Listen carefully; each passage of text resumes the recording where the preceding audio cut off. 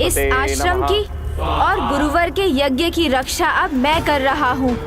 आश्रम पर आक्रमण करने की भूल का परिणाम तो तुम्हें भुगतना ही होगा सिंधु, क्योंकि तुम ये अनजाने में नहीं जान कर रहे हो।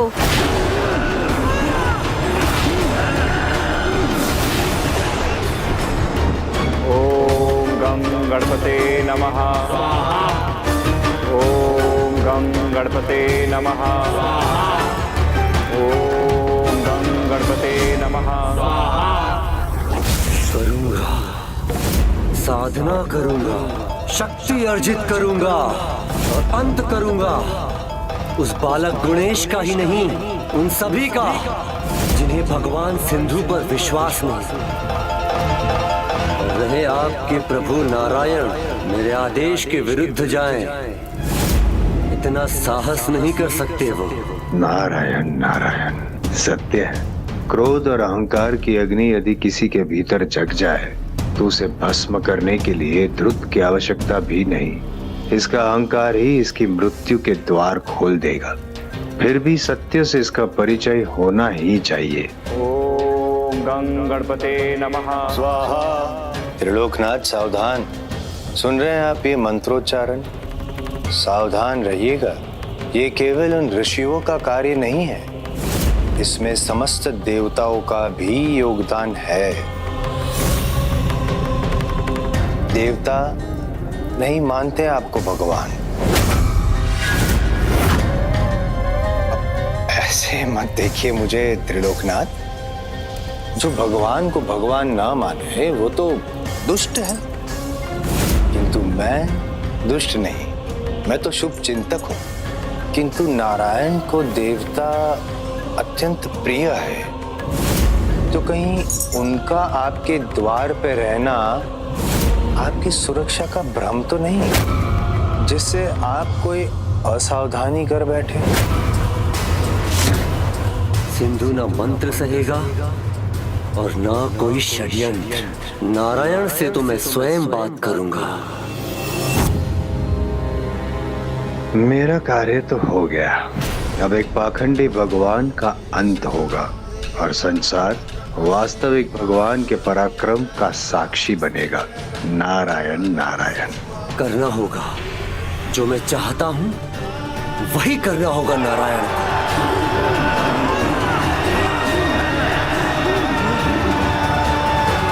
ओम गं गणपते नमः। ओम गं गणपते नमः। अब वही होगा जिसकी प्रतीक्षा संसार बहुत समय से कर रहा है।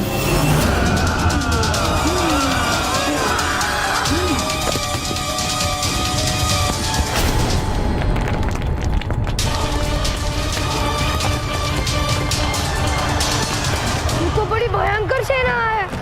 हाँ, हमारे आश्रम में इन भयंकर असुरों का आक्रमण हो रहा है, जिसके कारण हमारे आश्रम की भूमि कंपित हो रही है। ओम गं गणपते नमः। एक माता का अपने संतान के प्रति चिंतित होना स्वाभाविक है, किंतु अपने भगवान के प्रति भक्त की आस्था ऐसे उलझन भरे समय में भी उचित मार्ग दिखाता है। यहाँ सभी की चिंताओं को दूर करना भी मेरा दायित्व है।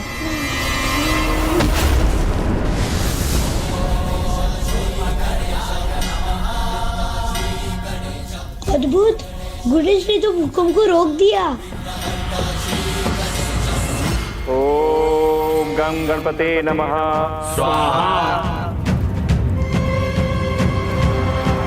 सर्वप्रथम मुझे इन भूत प्रेत को आश्रम में प्रवेश करने से रोकना होगा।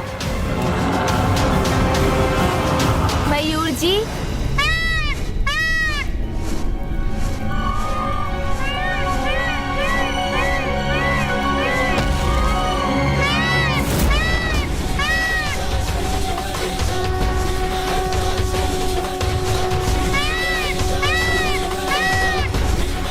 प्रभु महादेव के प्रिय अस्त्र त्रिशूल, मैं आपका आवाहन करता हूँ।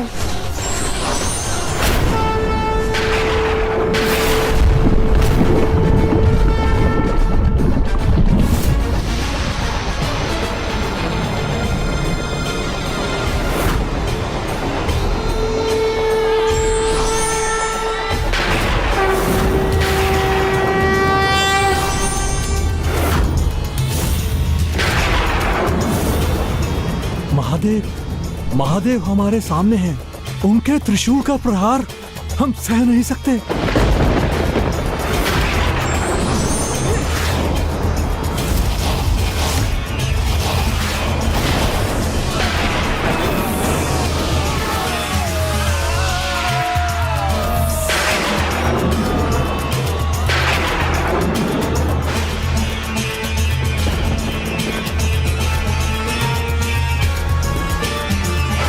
परम ब्रह्म के अवतार गणेश के हाथों में त्रिशूल का होना सौभाग्य है त्रिशूल का। गणेश की कृपा से अनेक गुना शक्ति बढ़ गई है उसकी।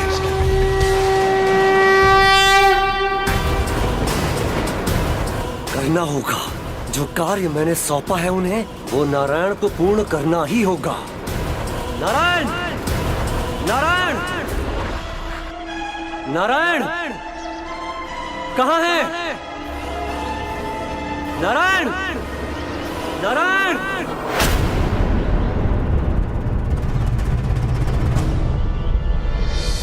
क्या हुआ सिंधु, तुम मेरे नाम का जाप कर रहे हो?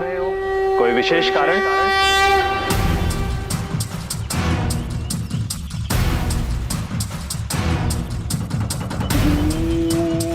संसार जिसके नाम का जाप करता हो उसे किसी के भी नाम का जाप करने की कोई आवश्यकता नहीं।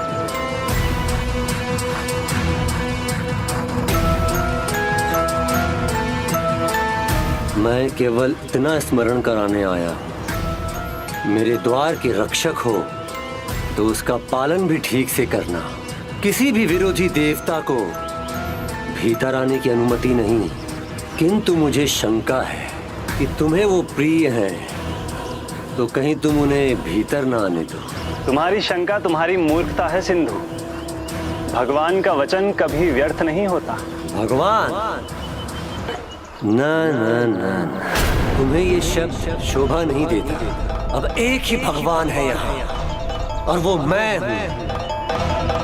द्वारपाल हो तो उसका कर्तव्य निभाओ। ध्यान रहे कोई भीतर ना आने पाए।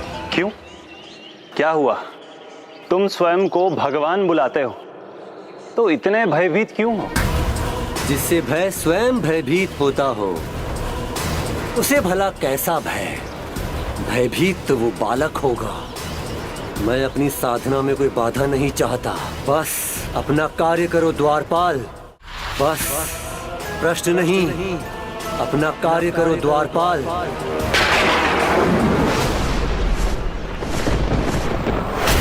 जो अपना स्थान ना समझे, स्वयं भगवान का अपमान करे, उसका सर्वनाश तो निश्चित है। वो तो बस दया का पात्र है।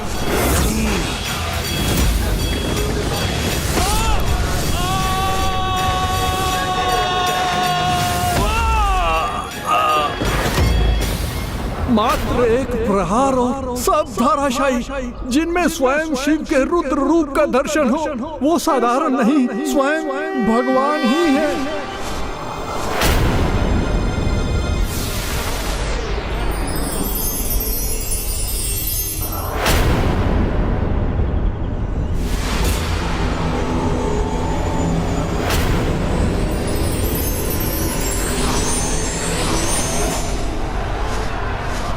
अब इस दैत्य और दानव सेना को रोकने का उपाय करना है मुझे। त्रिलोकनाथ सिंधु की जय! त्रिलोकनाथ सिंधु की जय! मयूर जी,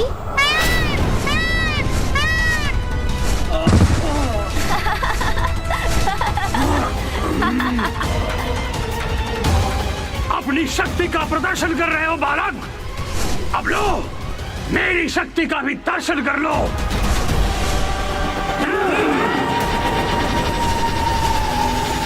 डरते नहीं, हम दानव भी हैं।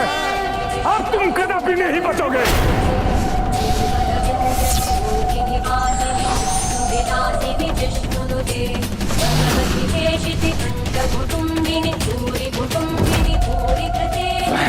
माता शक्ति, इनकी शक्ति से पार पाना तो कठिन है।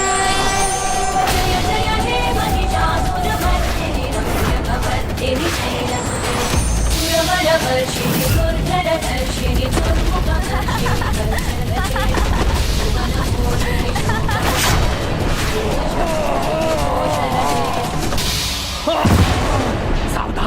त्रिलोकनाथ सिंधु, सावधान। त्रिलोकनाथ सिंधु अत्यंत शक्तिशाली है वो। स्वयं माता शक्ति, माँ दुर्गा के दर्शन होते हैं उनमें। भगवान है वो, भगवान।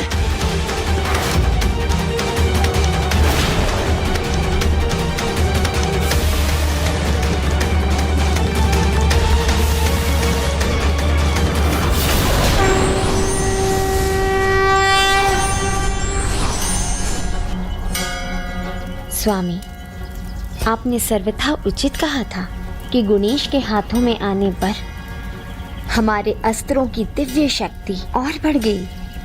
और हाँ, यही है महिमा प्रभु परम ब्रह्मा की।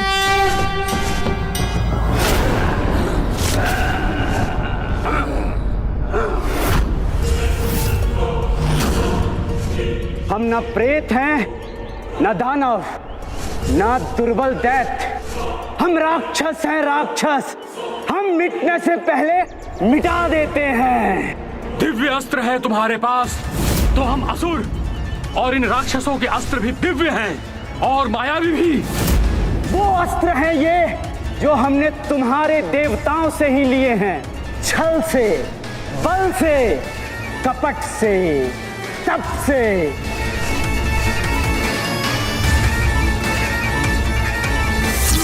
उन्हीं के अस्त्रों से देवताओं को पराजित करते हैं हम। तैयार हो जाओ तुम भी पराजय के लिए।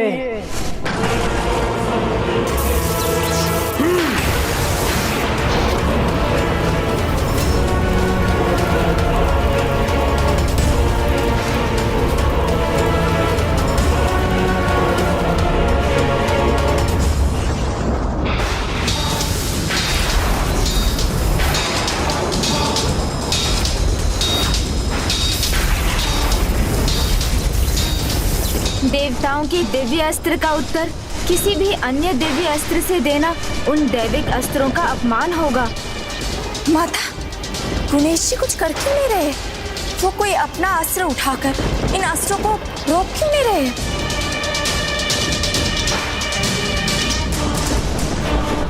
ओम गम गणपते नमः। स्वाहा।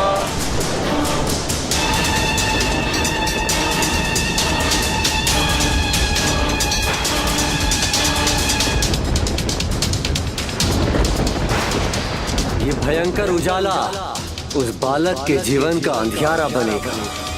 असुर राक्षस उसका अंत करेंगे।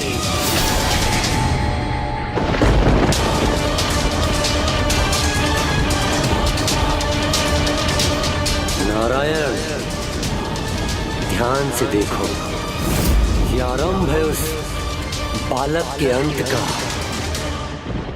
ये साधारण राक्षस नहीं, इन्हें मैंने दिव्य अस्त्रों से सज्जित किया है। इन्हें पराजित करना सूखे में जल की वर्षा जैसा असंभव है। देखो, देखो नारायण, देखो।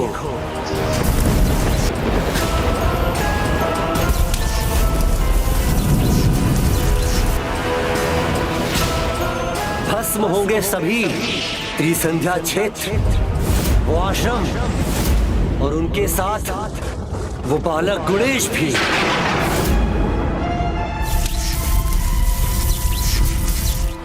अब मैं निश्चिंत होकर अपनी साधना करूंगा।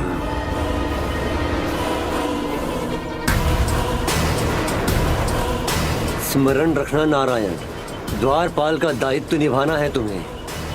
मेरी साधना पूर्ण होने तक तुम्हें किसी को भी भीतर आने नहीं देना है। सिंधु, मेरा अपमान करने की और भूल मत करना। यदि 3 बार और तुमने मेरे लिए कुछ भी अपमानजनक कहा या मेरा किसी भी प्रकार अपमान किया तो मैं तुम्हारी सुरक्षा के लिए बाध्य नहीं रहूंगा। सुरक्षा चाहिए किसे? जो मेरे लिए संकट बन रहा था वो कंटक तो अब दिव्य अस्त्रों से भस्म होने वाला है। न सुझाव न मंत्रणा, द्वारपाल को उसका कोई अधिकार नहीं।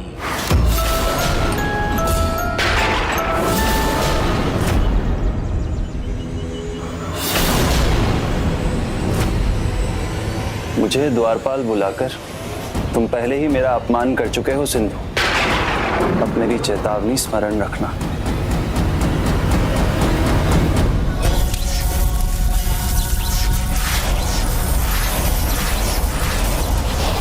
संभव सभी दिव्य अस्त्र इस बालक में समाहित हो रहे हैं।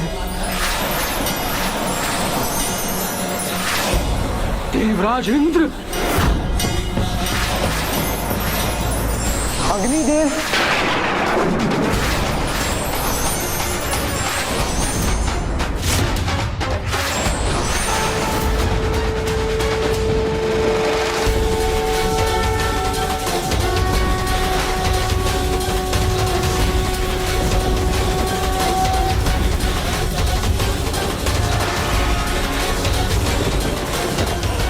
सभी देवता एक साथ, अद्भुत, सर्वथा अद्भुत।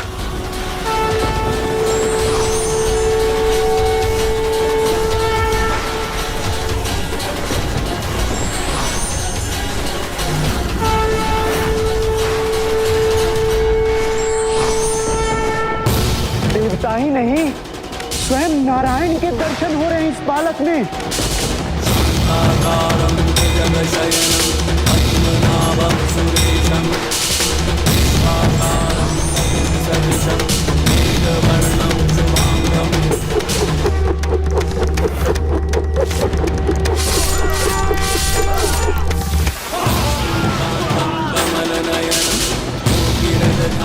ये जो भी है, हम इसका सामना नहीं कर सकते।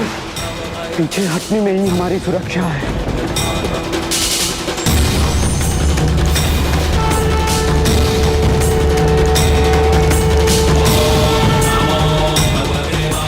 रुको तुम दोनों।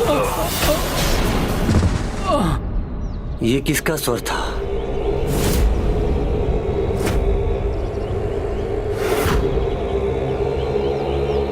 यही चाहते थे ना तुम सिंधु, कि मैं किसी को भीतर ना आने दूं?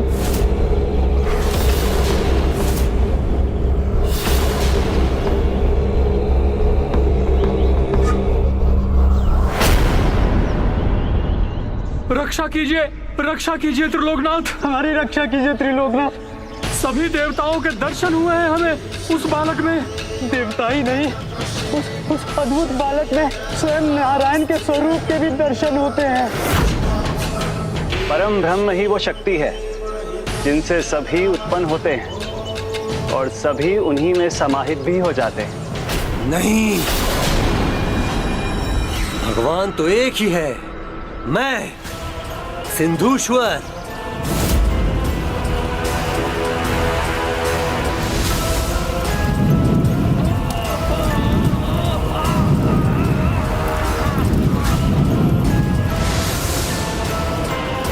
जिसने भी अपने भगवान सिंधु को नहीं पहचाना, उसका यही परिणाम होगा। मैं स्वयं जाऊंगा, भस्म होगा वो बालक, मेरा तेज उसे भस्म करेगा।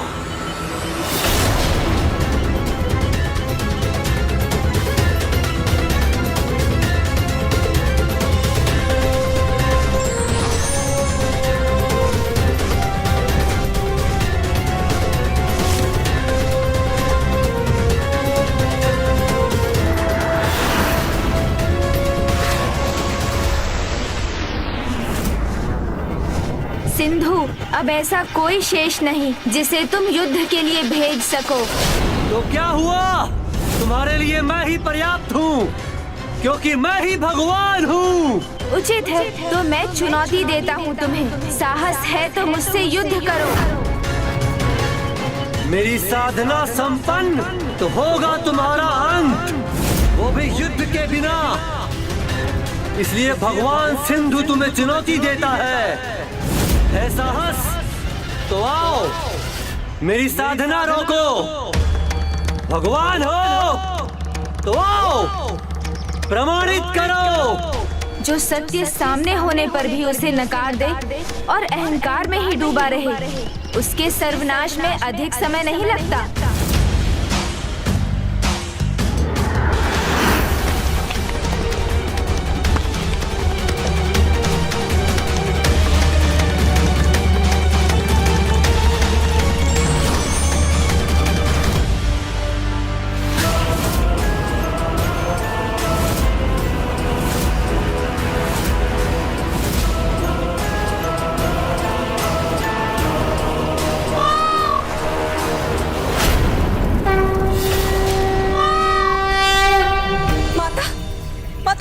जा रहे हैं, वो जा रहे हैं सिंधु का सामना करने उसी के राजभवन में।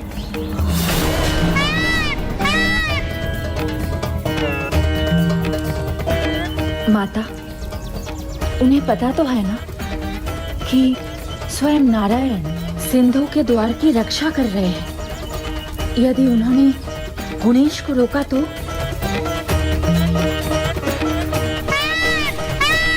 कभी कभी अप्रिय कार्य भी दायित्व के समान करना होता है। माता, यदि उस दुष्ट के कारण गुणेश और प्रभु नारायण के मध्य युद्ध आरंभ हो जाए तो?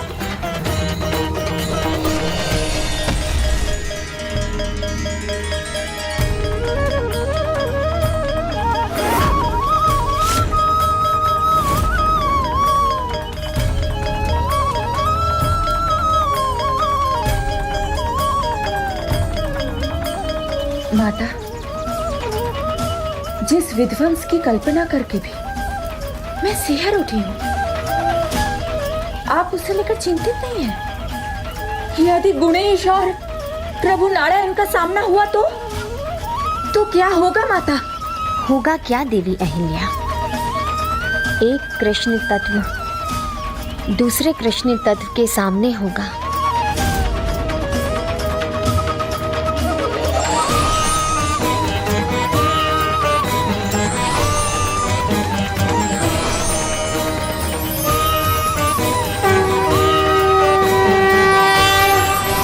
प्रणाम प्रभु।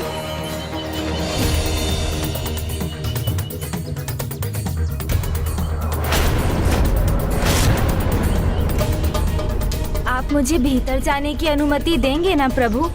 मुझे रोकेंगे तो नहीं?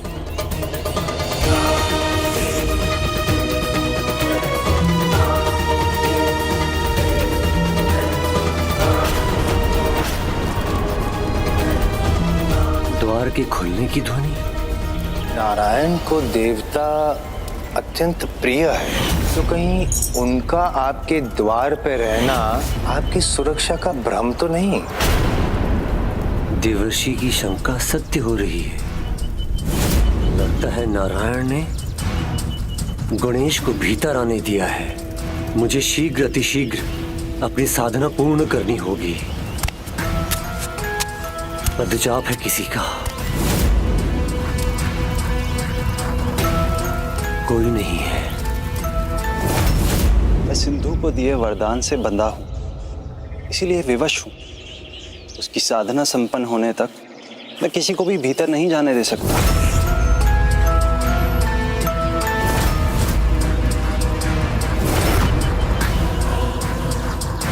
मैं अपनी साधना भंग होने नहीं दे सकता।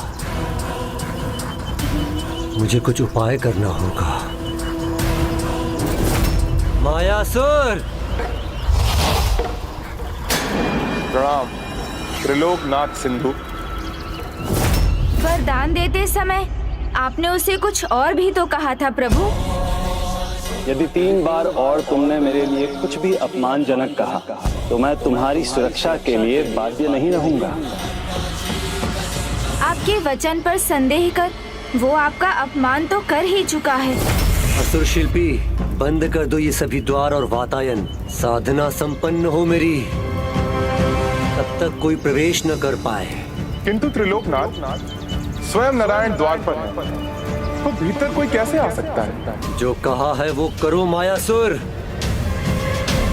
उस छलिया नारायण पर मुझे विश्वास नहीं। आप पर अविश्वास तो आपका अपमान ही है प्रभु। तुमने उचित कहा गुणेश, किंतु भगवान होने के नाते किसी को भी अवसर दिए बिना किसी का साथ नहीं छोड़ सकते। मैंने सिंधु को 3 अवसर देने का वचन दिया है। यदि उसने किसी भी प्रकार 3 बार मेरा अपमान किया तो वो मेरी सुरक्षा से वंचित हो जाएगा।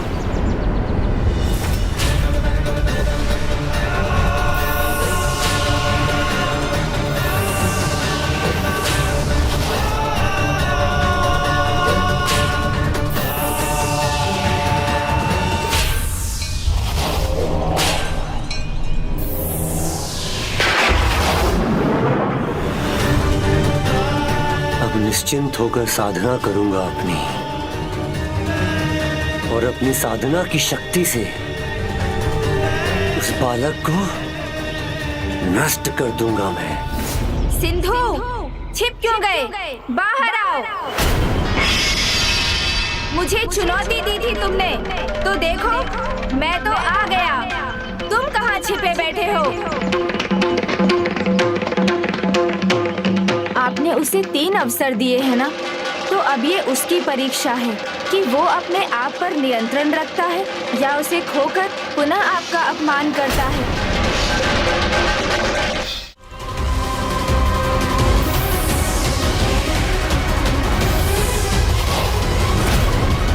ओहो, समझा। मेरे आने से भयभीत हो गए हो? कांप उठे हो तुम, इसीलिए भीतर जा छिपे हो। रुको मायासुर,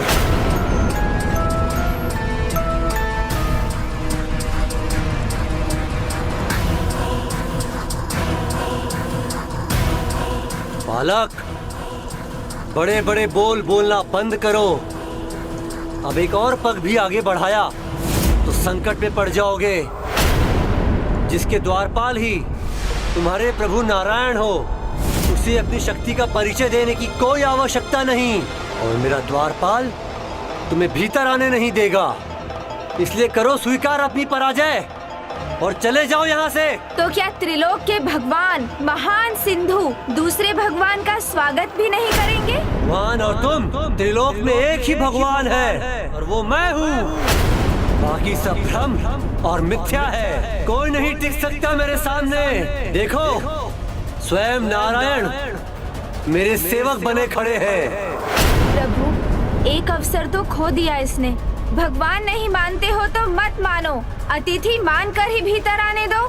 मैं वचन देता हूँ, तुम पर वार नहीं करूँगा, बस समझाऊंगा तुम्हें। जो बिन बुलाए आए वो अतिथि नहीं होता।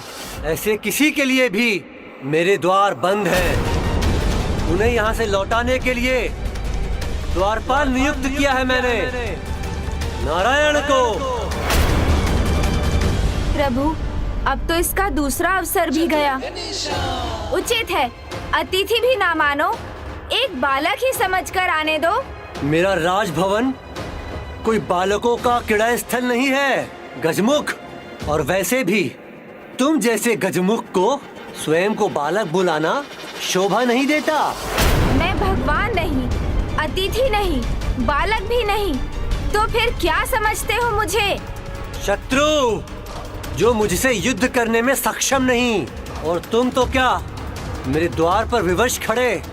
तुम्हारे नारायण, इनसे ही पूछ लो। मुझसे युद्ध करने की क्षमता नहीं थी, तभी तो मेरे द्वारपाल बने खड़े हैं। मायासुर, अब कोई विलंब नहीं। ये अंतिम द्वार भी बंद कर दो, मुझे साधना करनी है।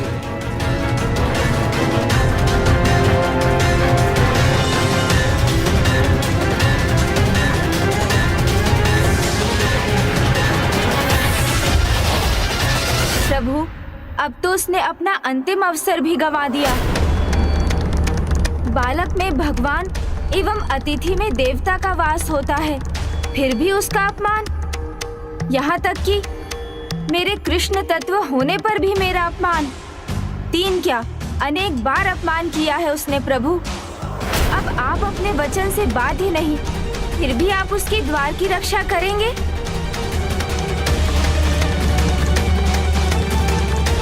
सत्य कहा गुणेश, सर्वथा सत्य कहा।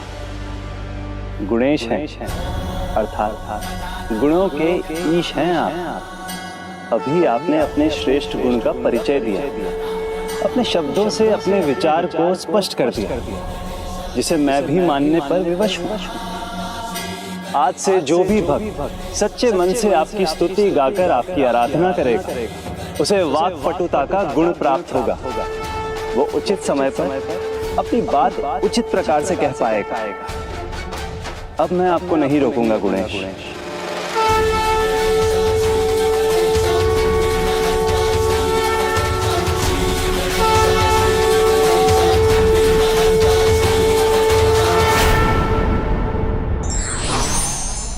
जो व्यक्ति अपने अहंकार में सत्य को देखकर भी अनदेखा करते हैं, वे स्वयं अपने विनाश का कारण बनते हैं। For more updates, subscribe to our channel, click the show links and enjoy watching the videos.